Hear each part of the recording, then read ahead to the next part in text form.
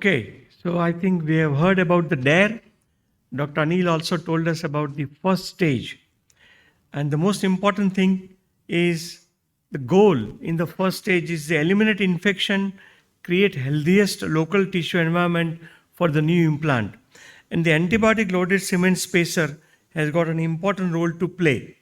We can call this as a temporary arthroplasty because it does not only help to eradicate the infection but also maintain the length, it gives you stability, prevent the scar tissue formation, there is ease of implant removal, better interstage functional mobility for the patient, less bone stock loss, and of course it's good for the surgeon when we do the second stage. So that is the importance of the articulating cement spacer. These are the advantages we can have when we put there. We all know there are different designs available, prefabricated, the company-made molds, handmade molds. There are modular cement spacer available with antibiotic already inside. These are all options available, and we have another one which is just outside Subiton, like hip and knee. Different sizes are available and the shapes are available. But we also have made some designs like this for the articulating spacer.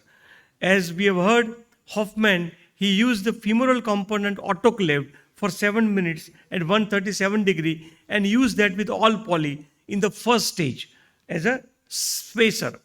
And later on, people came with modified Hoffman technique where they use, as Dr. Krishna Kiran mentioned, they use the original femur there as an implant.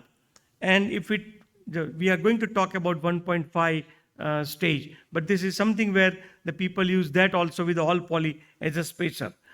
For the canal in the femur and tibia, there are various designs which have come. People have used different rods, the Steinman pin, the 10 nail, or even the short humerus nails people have put for the antibiotic delivery with the cement spacer in the tibia and femur canal. So various designs people have come out and done. But like Dr. Mohanty has got some silicone molds which you can use and prepare the cement spacer with these molds like that. Ultimately, what the surgeon wants is not only design, stability, movements, but the most important thing is desired antibiotics, because these are cemented spacer and it should be pocket friendly too.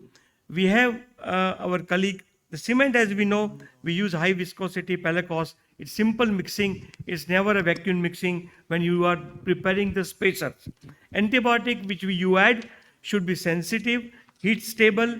It should not weaken the cement. And the aim is to give a local delivery of the antibiotic there in the environment and with minimum systemic absorption. We know that a number of times there is no culture available.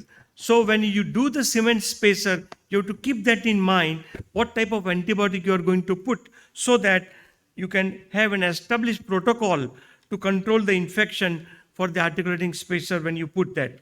We all know there are different types of bacteria available, there are different heat stable antibiotics available, and you have to choose accordingly what you are going to use.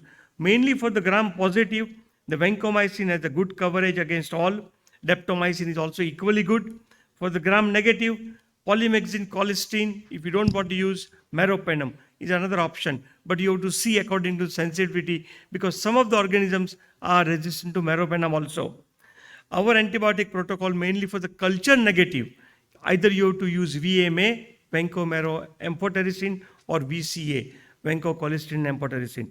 But depending on that, you should use. And maximum 4 gram antibiotic you can use in a one pack, that you should keep in mind. And here, as we see, the gentamicin combination and VMA combination, if you see when there is a negative culture, 49, there was 0 recurrence rate. So this is a good combination when you have a culture negative, you should keep in mind. We already discussed about this, but in the first stage also, there is a role of stimulant, whether in the DARE or in the second stage, bioabsorbability, where we don't think, but in the first stage, certainly we can use stimulant. My colleague, Dr. Yuvraj, he has designed the system where we prepared this modular articulating spacers. These are the autoclavable metal molds, not the silicon mold what Dr. Mohanty has prepared. This is autoclavable metal molds. And we prepare the femur like this, in this, which is have a side neutral. There's a good trochlear groove there. The good part of the tibia is that we can have the thickness of the poly. It's not only one. So depending on the gap balancing, you can decide what type of thickness you want. Up to 27.5, we can have the thickness. And it's basically prepared with the cement, Pelacos and Simplex with antibiotic of your choice. You get the shape like a prefabricated what you get in the company made. It is much cheaper. And as I said, this is what we use for this. This is the type of the femur which you get out with that. And we can do the trial. Here, what we do is put a cement, then you measure the gap. So how much thickness of the poly, like you want for the tibia spacer, you can measure like this, that you want a 12, 17, 27, whatever you want, you can do that. And we prepare the tibia like this, the different molds and different type of thickness, you can get it with this. It's very stable, and with the loose cementing, you can use that. As you will see here, it's a very stable movements you get, right? And the patient also, when with this cement spacer, when they walk and the movements which they get is pretty good. So this is what the cement spacer which we get. When we remove it, the bone loss is minimum and negligible. As you see, there are different options available. As I said, you can put the stimulant in the canal. Somebody, I think, mentioned into that. I think Kiran said that in the canal you can put the stimulant. But when you want to use this special rods and other things, you can also use this along with that. So this conclusion is the antibiotic loaded cement spacer plays a major role in the first stage of the two-stage revision, not only to give you movements and stability, but also the local antibiotic delivery of your choice. This is the design which we have prepared, where you can use the antibiotic and get a good spacer. The selection of the antibiotic according to the sensitivity is very important.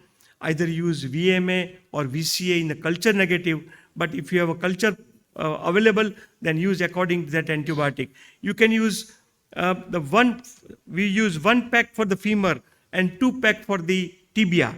So for 1 pack, we can use 4 gram, and for 2 packs each, we can use 4 gram. So this much of antibiotic local delivery is possible there.